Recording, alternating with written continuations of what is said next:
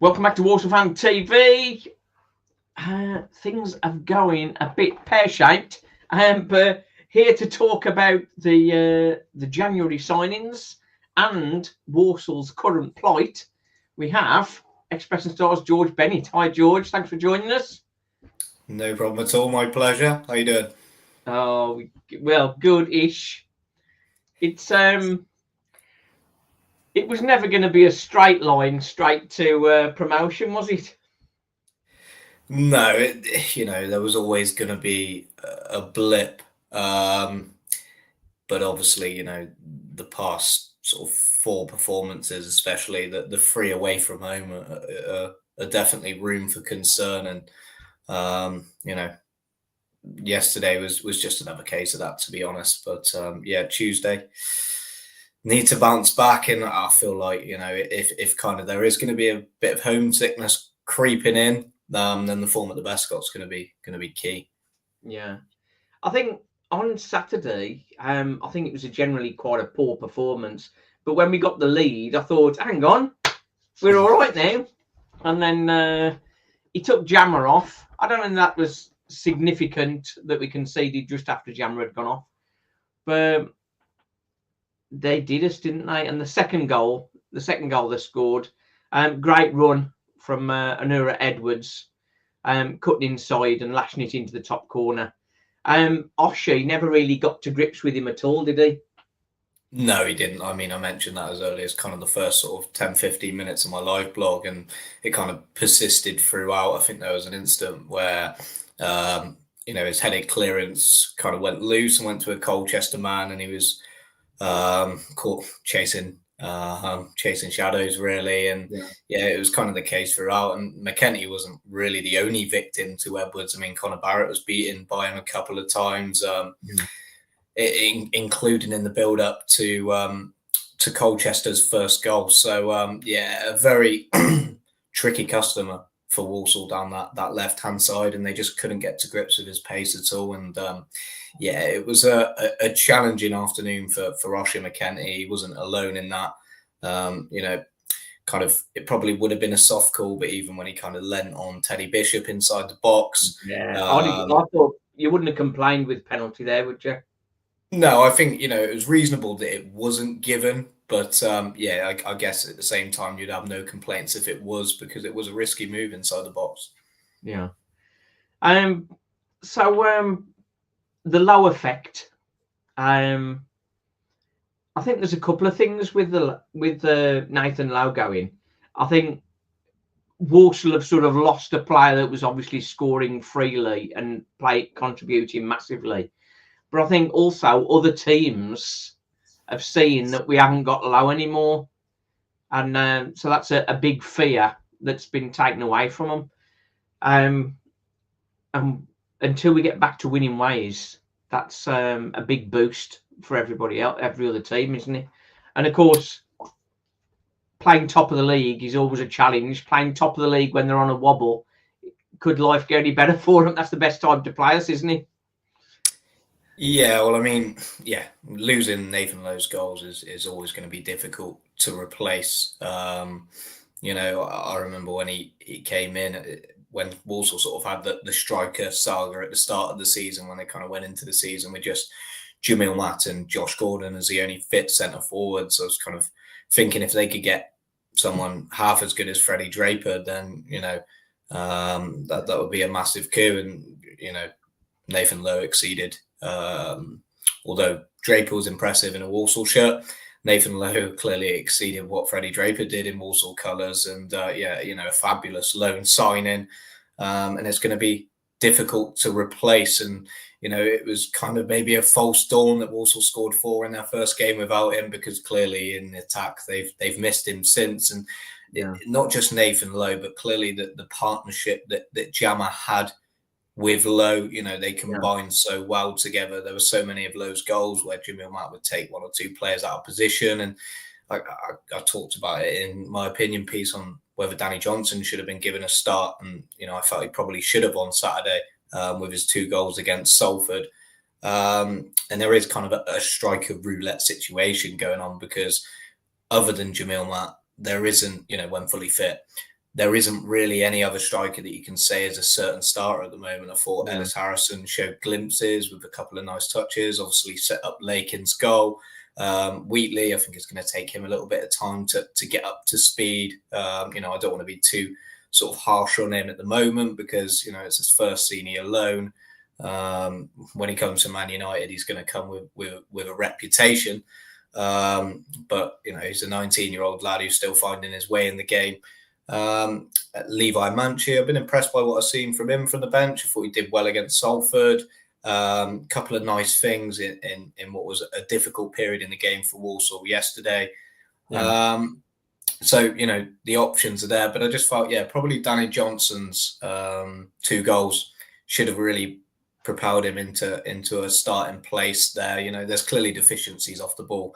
That was kind of laid bare against Bradford and once again with his cameo off the bench against Fleetwood. But, he's going to be wanting to stake a claim when he scored 2 goals and still can't get in the starting lineup.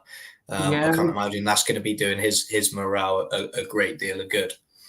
Well, the thing is, when we've seen Danny Johnson, he's looked rusty, which is no surprise, really. I think he had some health issues, which meant he hasn't been available for the whole season. But he's looking a lot fitter now and ready to play. So why do you think Matt Sadler's not selecting him? I think it is very much down to his off the ball game. I mean, when we were kind of trying to search for answers as to why he wasn't getting in the team last season, that was kind of the closest we ever got to an answer on that, really. Yeah. Was that, he wanted Danny Johnson to do it over the course of a 90-minute game. And, we've seen in chances he has got that he's not necessarily seized that opportunity. But it just felt like he really created another chance for himself. If Nathan Lowe and Jamil Matt were leading the line, then clearly with those two, they were the preferred options. But at the moment, we're kind of left in the dark as to who Walsall's sort of preferred front two is now. We've had such a settled front line throughout the season with Lowe and Jamil Matt performing so capably. It's kind of, an opportunity for someone else to stake a claim. And as it stands, with sort of the past 4 performances, and as I say, especially on the road, it doesn't feel like anyone has done that just yet. No. We mentioned briefly Ethan Wheatley. How long do you think it'll take him to get up to speed? Because I think he's obviously a very seasoned goal scorer at the level he's been playing at. But stepping out of the comfort and the pampering of Manchester United into a League Two battle, as well as Walsall have been playing, the physical difference is huge. Do you think that's something that'll take him a long time to get used to, or is it it's a bit of a mental thing where he needs to switch? What do you think? Yeah, I think from his sort of first 2 starts, and difficult to sort of judge his cameo off the bench against Bradford, but from his 2 starts against Fleetwood and Salford, definitely looks a little bit timid and physically, and like you said, maybe mentally not quite up to speed. So I think it'll be an interesting one with him. Is it going to be a case of kind of, it's just a spell for him to get that experience under his belt and he goes back to Man United and tries to build from there, or will he have an impact? I mean, goals do strikers the world of good. So if he could get off the mark, then maybe that's the moment where it can kind of, serve as a lift-off moment for him. But and again, it depends how much game time he's going to get, because now you've got all these strikers that have come on board. I mean, he wasn't in the squad on Saturday, so how many opportunities will there be for him going forward? Because Walsall are going to want to be easing him into the fold, but at the same time, they've got a League Two title charge on their hands. So Matt Sadler's going to be looking to field the strongest lineup possible. So whether he can kind of carry Wheatley is a passenger in that. If his performances aren't necessarily up to scratch, I don't think that can necessarily be the case. So, if he is going to probably get minutes, they may have to come from the bench. I guess it's how he responds in training. If in training they can see a difference in him, that he's sort of mentally more switched on to the physical battle, then possibly it can be bloodied at that point. But when Walsall are going through a bit of a sort of a not a maybe a mini crisis, I guess, because it is,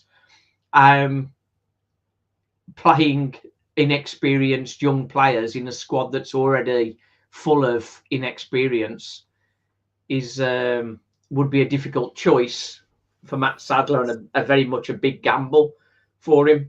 Ellis Harrison, who I think it's a really good appointment, bringing him in, really good loan. But starting the two of those up front, for me, when I saw Ellis Harrison, I thought that's the cover for DJ that we were looking for. So when DJ's worn out, Ellis Harrison is the guy to bring on, or maybe sort of share minutes between the two of them and have a more sprightly player alongside them. I think playing both of them together, you may be wearing both out and you haven't got the same energy, have you? What do you think? Yeah, I think as well. I'm kind of struggling really to sort of put my finger on how Sadler kind of approaches the attacking situation now, because I mean, you know, Josh Gordon was kind of left out of the squad the other day, but you've got kind of his legs, but then you've got the question marks around his finishing. With DJ, you've got the question marks around off the ball, but then you know that with his track record in front of goal, he's going to bag you goals. You've got Harrison, a player who's scored goals at the level above and this level, and not quite hit those heights of late with MK Dons, hence why, you know, he's hoping to kind of rediscover that now with Walsall. Levi Manchi, a player who's had injury issues with Bromley when he first arrived, kind of been kept out of the side by Michael Cheek, but a fantastic record at non-league. So I guess really there's not necessarily an all-round striker, but they all offer different things. So I think that strike force is something that, you know, Sadler's really going to have to work out. I guess there was kind of a similar transition period last season when Draper left, in the fact that it took Mo Fowl quite a while to get up to speed, and he played a key role towards the end of the campaign, went on quite a run. So it may just be that it's going to require an adjustment period. But I'm intrigued to see who leads the line again on Tuesday. I mean, is Jimmy Mack got sort of 2 starts under his belt after just coming back from injury, or will it be a case of him having to come off the bench?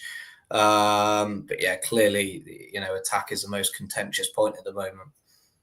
And the beauty of a settled side is massive, but we're in a position now where we don't really know who's, like, we weren't sure before Saturday who was even going to make the bench as far as the strikers were concerned. And say Flash and Wheatley missing out was a little bit of a surprise, but you can't play everybody, can you? So how that settles down, I think the only way for that to settle down is for him to test everybody out and see how they respond.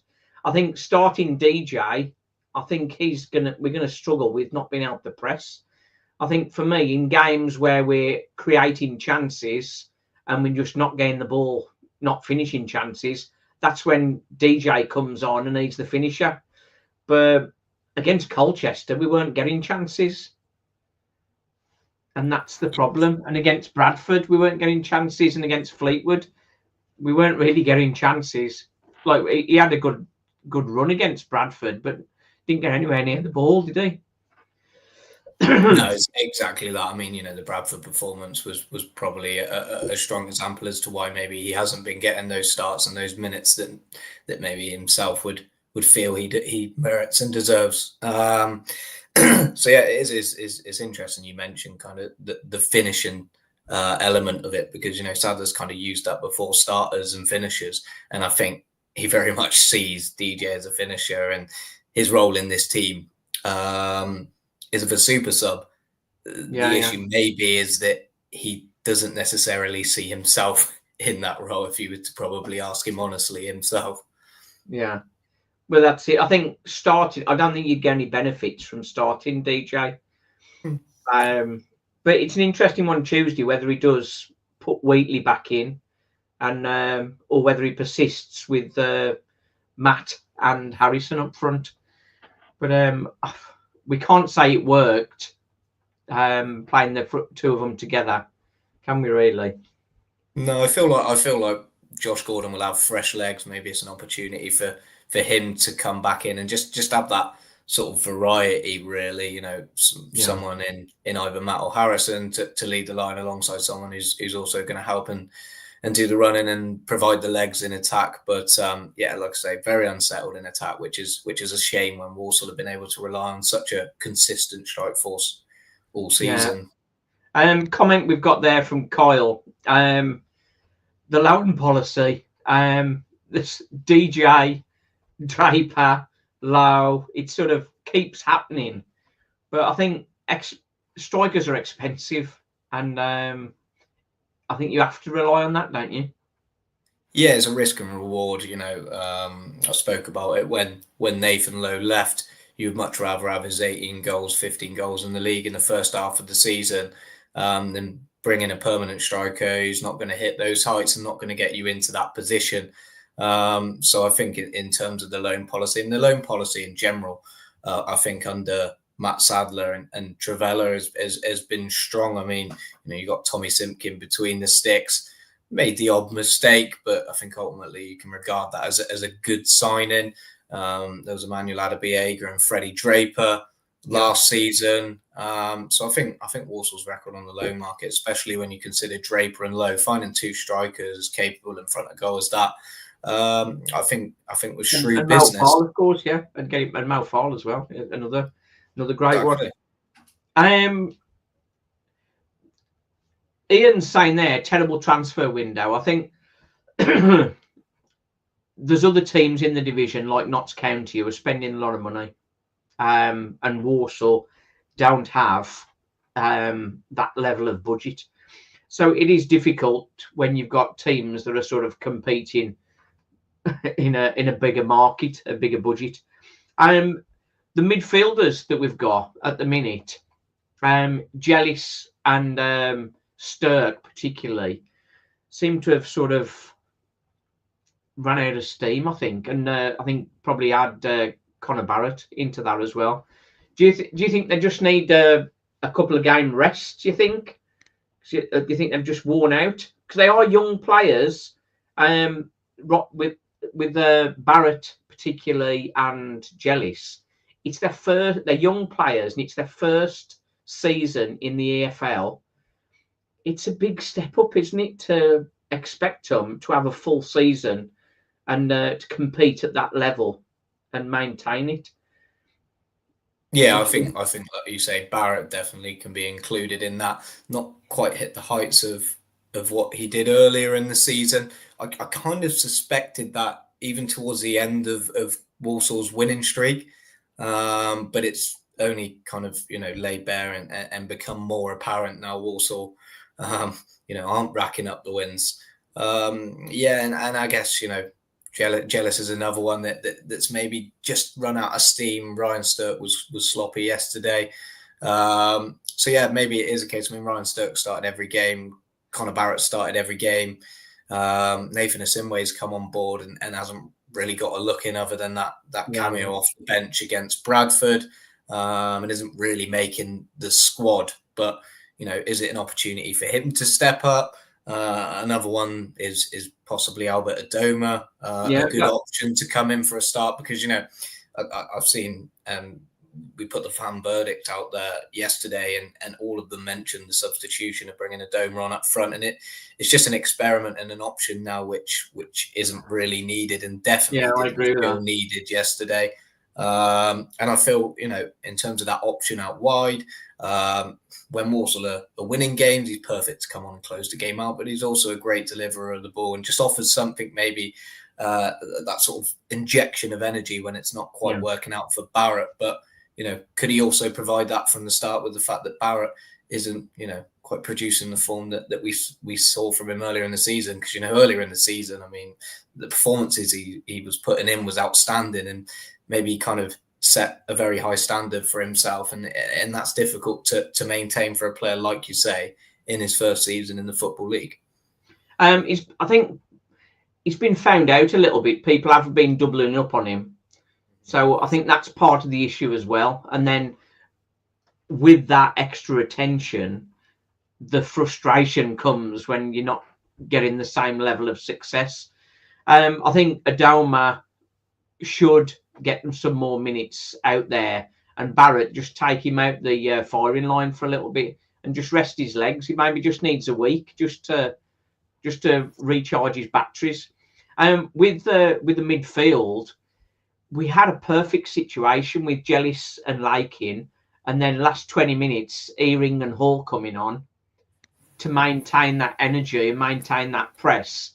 But then with both of them being injured and relying solely on those two, that's where their batteries have run a bit low. I think Lakin still did fairly well, but Jellis seems to he's like going out before he's been fully recharged. And he seemed earlier in the season, he seemed so sharp when he was going up to head a ball. He'd got his eye on where he wanted to put it, and he was heading it like straight to Barrett, for example. But now it seems like he's hardly getting there to make that challenge. So Alfie Chang, another one we've brought in, he played like 17 games in the Championship. I know he's been out for a season. Is he fit? Ready to do that job? Yeah, I spoke to Sadler about that at the press conference on Thursday, and it probably does feel a little bit similar to the George Hall situation, where it's going to take a bit of time to get him up to speed. Obviously, come off the back of a long-term injury, as did George Hall, and just hoping really that Walsall can be the place where he can unlock that potential again. Unfortunately, that hasn't been the case with Hall. Either side of his injuries, he had a really nice purple patch, and it looked like Walsall were finally gonna reap the rewards for the patience they showed in him, but unfortunately suffered that setback. But Chang, another player with Championship experience and good pedigree at a higher level. So I think that may be a case of where he could come to the fore a little bit later down the line, but I wouldn't kind of expect him to be an immediate option to come in and start starting games. In terms of Darius Lipzig, a player with, in terms of his senior experience, another young player. He's not played enough games, has he? He's not played games to give you confidence to just throw him in. No, exactly that. And I think kind of, if anything, it just offers depth and options in midfield rather than kind of anyone to come in, stake a claim and challenge Lakin and Jellis for those spots. So yeah, it's probably going to take a bit of time for them to really be up to speed in terms of minutes themselves. And yeah, I mean, Jack Earing would have been a great option, but another player now who's going to be out till late March, early April, and the same case with George Hall. So yeah. I think it seems that all of these players are going to start being ready by March, because I think Hall, they said maybe ready by March. I don't know, they just say, oh yeah, give him 8 weeks, he'll be back, sort of thing.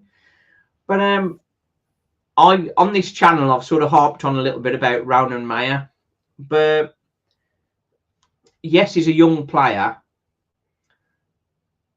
but he's got more first team experience in men's football than Darius Lipzig, for example, and he's fitter and more ready to go than Alfie Chang. And Walsall at the moment needs someone that's more forward-thinking, attack-minded midfielder. But he sent him back out to Tamworth, and I think he did right against Tamworth. He just had the last half an hour and won a penalty. Yeah, I spotted that yesterday. Yeah. So Matt Sadler, I can understand why he's sort of been patient and not throwing him right in, but he's older. He's older than Darius Lipzig. Perhaps he's more ready to play than Darius is. Yeah, possibly. I mean, kind of Walsall have signed some good players from Stoke, so maybe it come to the fore and be a strong player. But I think you make some, definitely make a point with the Ronan Mayer situation. And kind of unfortunate, really, with game time. I was actually quite impressed by some of the performances I saw from him earlier in the season. There were a couple where maybe he did look a little bit lightweight, but I was really impressed with his performance against Leicester in the League Cup. And I kind of felt really from that point that maybe he was going to get a few more minutes, but he's not seen them in the league. I mean, twice from the bench, both of those came in August. So just not really had that opportunity to stake a claim. And yeah, with the midfield situation as it is, it probably would have been an ideal opportunity for him to try and make that case, really. Yeah, sort of last 20 minutes bringing him on when the likes of Jellis are struggling. And the thing, and what I was saying about the batteries running out of Jellis, he's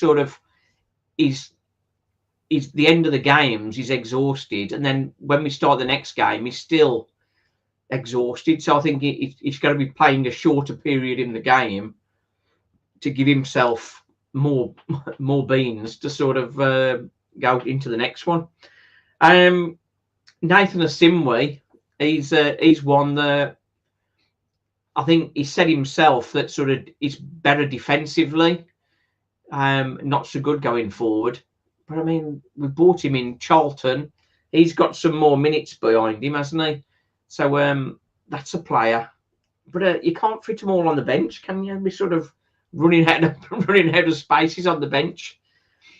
Yeah, I guess someone like Asimwe could take heart from the fact that remember last season that Adabiega couldn't get a kick for his first 6 weeks or so at Walsall, and then came in and played a key role in the second half of the season. Obviously, went on that winning streak around February, March time.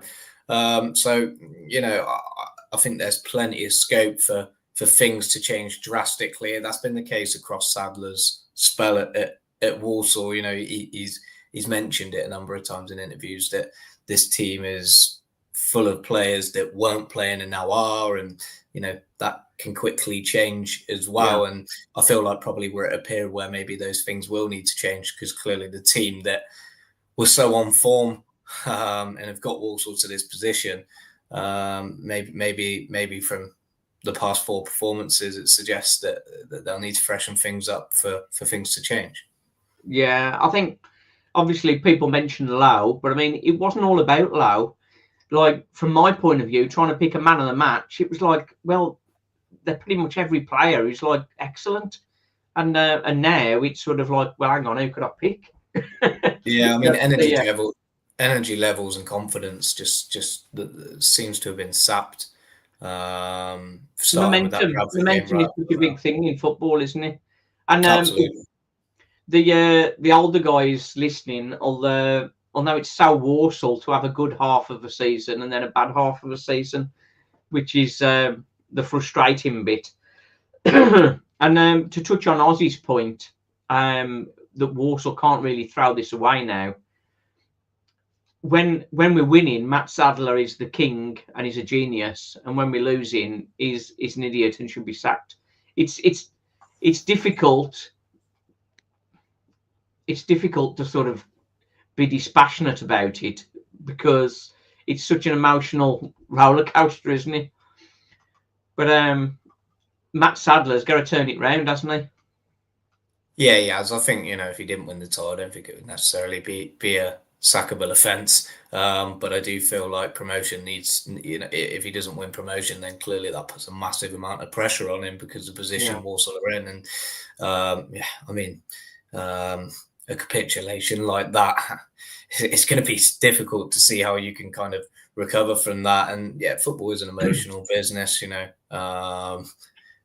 They beat Gillingham on Tuesday night, and the tone will very much change once again. So I don't think it's time to hit the panic button just yet, but there's cause for concern, and I think Sadler needs to get promotion. Otherwise, pressure will be on him.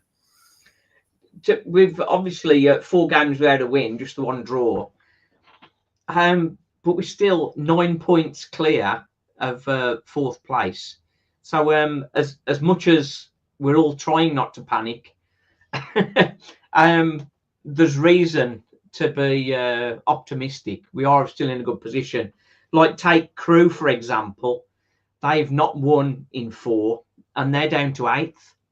So it just shows that the benefit Walsall have had from the early parts of the season. Comment there from Ian Allen about Wheatley. Ball's been played into him, not hoofball.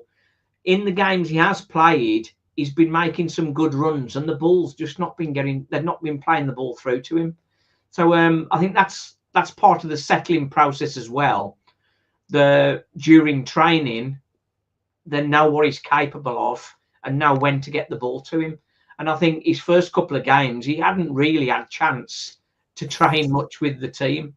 So maybe that might change things around. But I think his head definitely went down when he got taken off against Salford. But it's probably the first time he's ever been subbed in a game. Yeah, well, I mean, the sort of long balls that were being played up to him, they were just kind of aimlessly being punted forward, and Walsall didn't have that focal point. Wheatley couldn't provide it. Albert Adoma couldn't provide it. Could it be a case of playing alongside the experience of Jamil Matt that could bring the best out of him? Having that focal point to cushion the ball down and sort of bring others into the game. Maybe that's what he needs to try and sort of unlock that potential, because there's clearly a talent in there, but it's going to take him a little bit of time, and hopefully Matt Sadler can find that formula with his attacking options, because it may have to be a case for the next sort of few games that you're sort of alternating, but eventually, especially when you really get to the business end, you don't want to be sort of alternating between your attacking line game after game after game. Yeah, I think if if Wheatley has responded in training and is getting sharper and more ready for the more physical battle, then I think starting up top with Jamil Matt would be the right thing to do, and say to him, you've got sort of you got the first half, maximum 60 minutes to sort of give your all, and then we bring DJ on. Yeah, and I think that's probably a good way to go.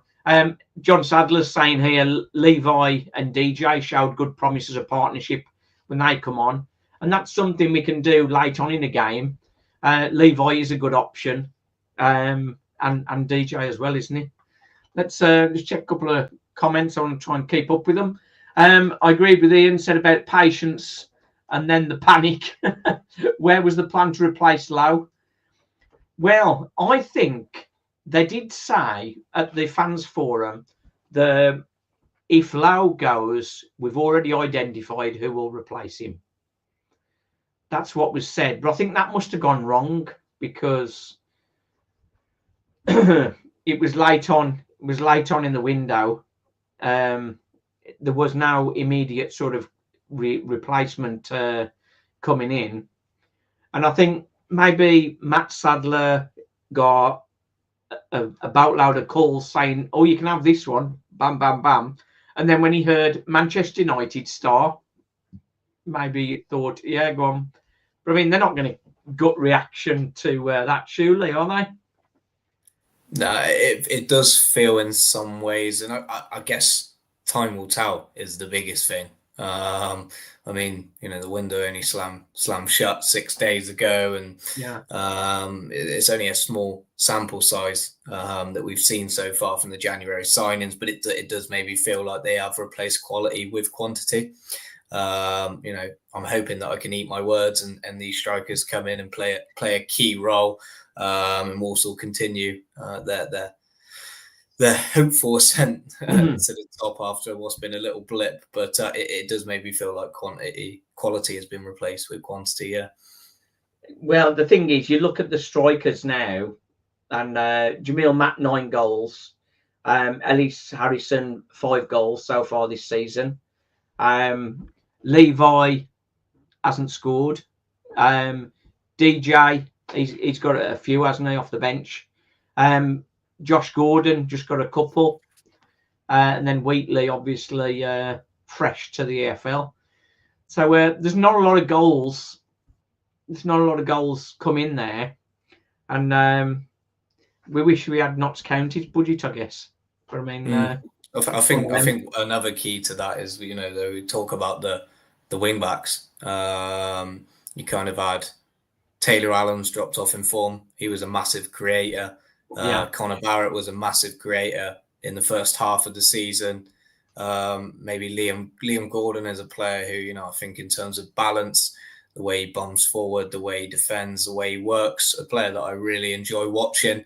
But I think, you know, yesterday suggested as well, sometimes his crossing is maybe an area which clearly needs improvement.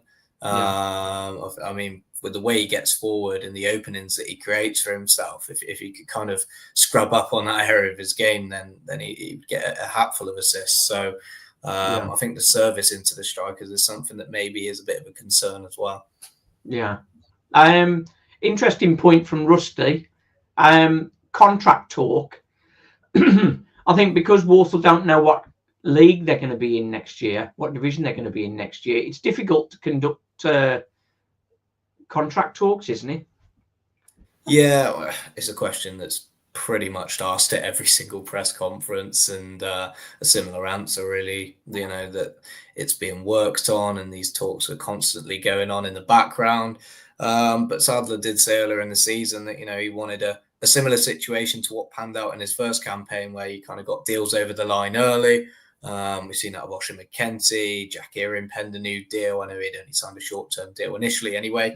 Liam Gordon. So, you know, there were plenty of contracts being signed, and I think the last one to be signed was Taylor Allen back in the summer. The extension on top of his option year. So, yeah, you know, there's still a core that are contracted, which is great, but there's a lot of big players there that, you know, if Walsall were to go up, they're going to be heavily reliant on that. You know, I know we talked about Ryan Sturt maybe dropping off in form, but he's won this out of contract. Liam Gordon, Jamie Jellis obviously had his option year. Harry Williams is another one. So, you know, there's a lot of players there who've been very important to Walsall this season who still aren't contracted beyond this summer. So it has to be the priority. But I think you make a good point there. Are players maybe sort of waiting it out for the next couple of months to see sort of how the season pans out, whether they're good, you know, they're going to be wanting to play League One next season. A lot of these players with the form they've shown for Walsall so far. So is it a case of they're kind of waiting out for the next couple of months, and then maybe once one signs, more may come. But yeah, I guess kind of at the moment is a situation of being left in the dark and waiting and hoping that they do sign. But, you know, yeah, the question's asked every week, and yeah, it's a similar situation really. And I think, you know, Matt Sadler talks about these things take time, and I think with the fact that, you know, it was still sort of wait and see how this season pans out, then players may decide then. One thing we haven't mentioned is the defence. We've conceded a lot of goals recently.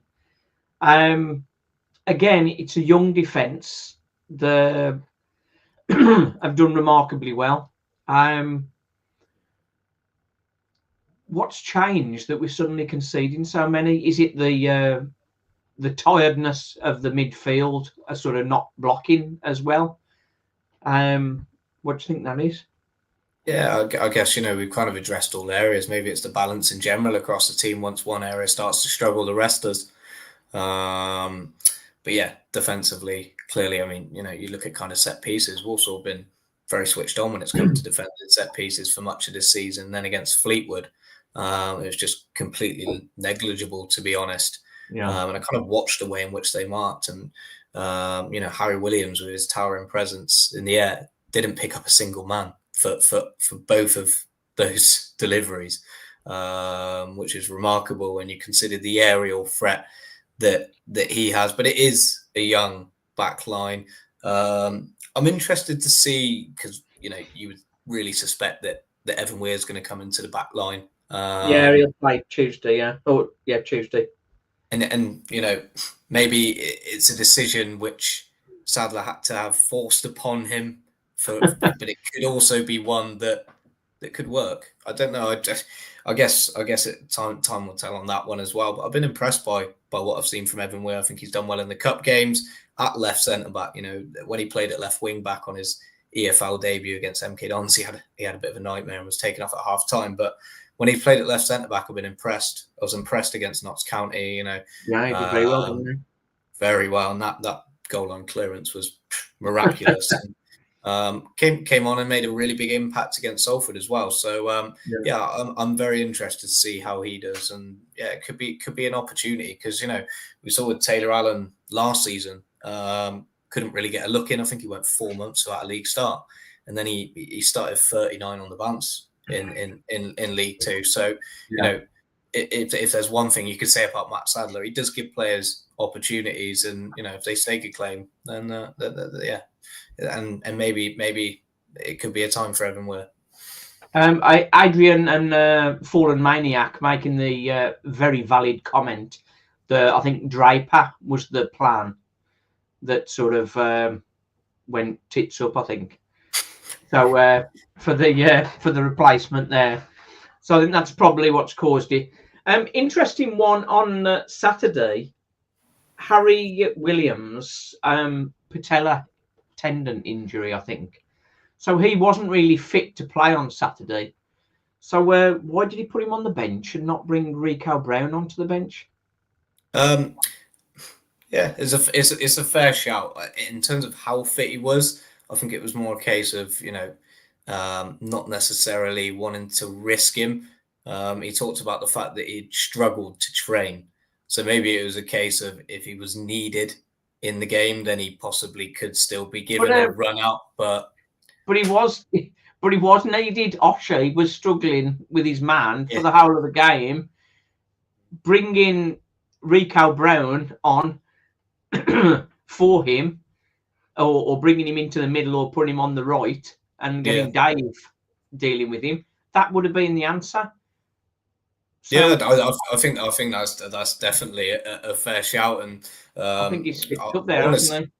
I want to see more of Rico Brown as well, because he had a difficult game against Peterborough, but he wasn't the only one in the games against Reading and Shrewsbury. I thought he made a very good account of himself. And when I spoke to Sadler last week, you know, he kind of, we talked about Rona Mayer and his plans for him, and you know, wanting to send him out on loan and get him minutes, but he doesn't see Rico Brown as that type. He sees him, you know, as a player who's too close to the first team. So I guess really, you know, in terms of your point there about, well, if Williams isn't quite match fit, then why wasn't he pushed up onto the bench? I think that's a fair point. And I think I saw you comment on that about what Matt Sadler had said. The Rico Brown didn't go out on loan because he's nearer to the first team. Well, why is Ram so far away from the first team then? Because that was a statement. I read that statement differently to maybe how some would. To me, it was a clear statement. I don't think Ram's ready for the first team. But yeah, probably so. Yeah, and you know that's kind of why he's. Whenever he's played for the first team, I think he's done a good job.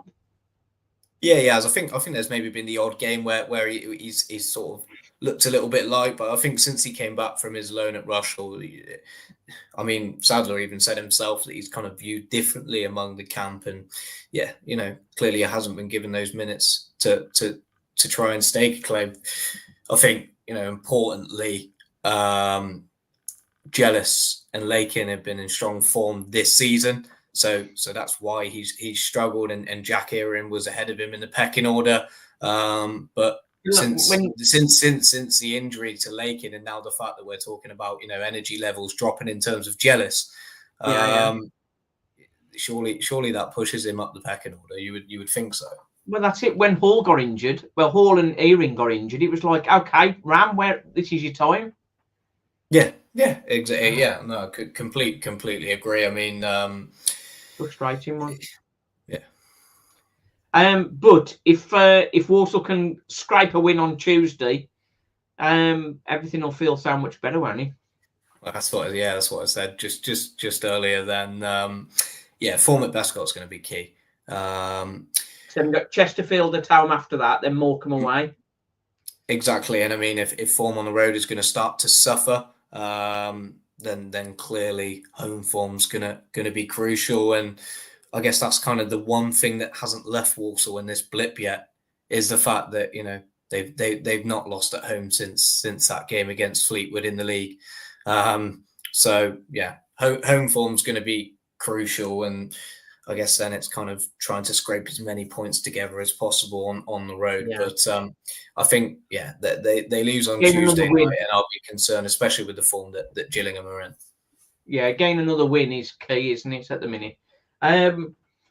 Strange question that I'm going to explain in a second. Would you bet on Walsall to be champions at the minute? I was thinking about that long and hard on the way back. Yeah, that's a difficult question to answer. If you ask me whether they'll be promoted, I think so. Whether they'll be champions, I think it's going to be a lot tighter than we probably thought a fortnight ago. So yeah, I think they'll be promoted. I think the title race, it may be a lot tighter. Yeah, I think the way Notts County are going, I can see Notts County going past us. Some interesting games next week, or Tuesday and Thursday. Wimbledon Crew. That's a tough one coming up. And then Thursday, Port Vale Notts. So maybe Port Vale do us a favour. Just before we finish, you'll see a link in the description for this video. My book, which is Gambling Now the Score. It's about looking at both sides of the gambling world. Well worth a look. Link in the description. Go have a look. Go grab yourself a copy. Right then, that's my my promotion for that. We are looking for extra sponsors to help support the channel. So if you're in a position where you could help us, that would be good. Help get some funds in for me. But that's it. Right then, we have a couple of questions. Quick. What's this one? Just before we finish, we might have a Forest Green type of season. Just about crawl over the line for the title. Crawling over the line for the title, or crawling over the line to get promoted would be more than enough for me. Notts County lost a top player but recruited starting players to their squad. Good. Score prediction for Tuesday. We'll go for that on the match preview. I'll do. If I'm honest, promotion is the main thing, but I'm also disappointed if we didn't go up as champions now, says Abandoned Hunter. So I can understand that. I'm more interested in getting out of the division than winning the division, aren't we all?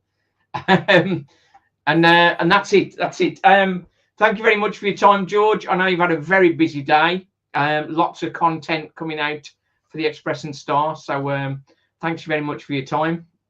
No problem at all. The mantra of the channel, the joy and the pain. I hope it's not. We had the joy in the first half of the season and then nothing but pain second half. So I hope that's. I hope my mantra is not going to slap me. But I think we've had enough pain in the last 4 games to tell us that nothing's ever easy, is it? Nothing ever easy. Right then. Thanks a lot, George. Nice one. My pleasure. Cheers. Cheers, mate. Thanks.